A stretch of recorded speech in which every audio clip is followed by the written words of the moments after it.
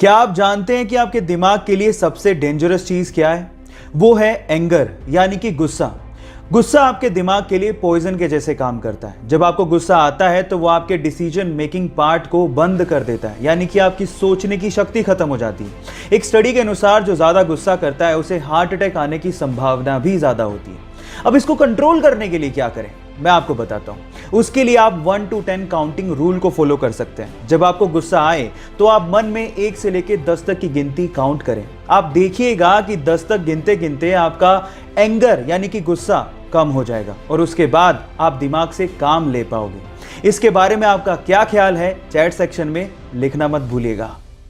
चलिए गाइस, मैं आज आप लोगों को हमारी अर्थ के बारे में 2 इंटरेस्टिंग फैक्ट बताता हूं। फैक्ट नंबर 1, जब 2011 में जापान में अर्थक्वेक आया था तो वो अर्थक्वेक इतना स्ट्रॉन्ग था जिसकी वजह से हमारे अर्थ की रोटेशनल स्पीड बढ़ गई थी, जिसकी वजह से हमारा एक दिन 1.8 माइक्रोसेकंड से छोटा हो गया था। है ना इंटरेस्टिंग फैक्ट। फैक्ट नंबर 2, इस पूरी ही दुनिया में सिर्फ एक ऐसी कंट्री है जहां पर कोई भी नदी यानी कि रिवर है ही नहीं। क्या आप उसका नाम जानते हैं? डोंट वरी, मैं आपको बताता हूं। वो है सऊदी अरेबिया। ये दोनों इंटरेस्टिंग फैक्ट आपको कैसा लगे, चैट सेक्शन में लिखना मत भूलिएगा।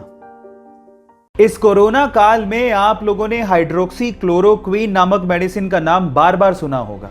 इनफैक्ट ये मेडिसिन इंडिया में बहुत बड़े स्केल में मैन्युफैक्चर की जाती है और इंडिया इसे दूसरे देशों में एक्सपोर्ट भी करता है। पर सवाल ये है कि ये मेडिसिन कब और किसने बनाई?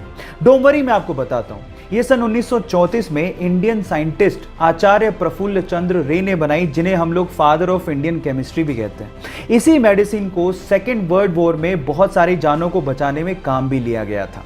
क्या इसके पहले तक इफेक्ट आप जानते थे? और अगर नहीं जानते थे तो चैट सेक्शन में लिखना मत भूलिएगा। ये घटना है आंध्र प्रदेश के चितूर गांव की, जहां पर एक पिता को अपनी चाय की दुकान कोरोना काल के चलते बंद करनी पड़ी और अपने पैतृक गांव लौटना पड़ा। वहां पर खेतों को जोतने के लिए उसकी बेटियों ने उसकी मदद करनी शुरू कर दी। जब ये वीडियो इंटरनेट पे डाला तो ये वायरल हो गया और वायरल होते हुए सोनू सूद के पास पहुंचा।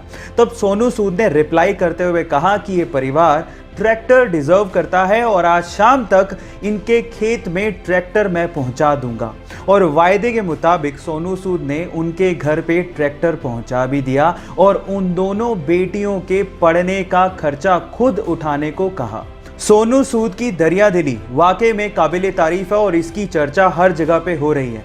आपका इसके बारे में क्या कहना है, चैट सेक्शन में लिखना मत भूलिएगा।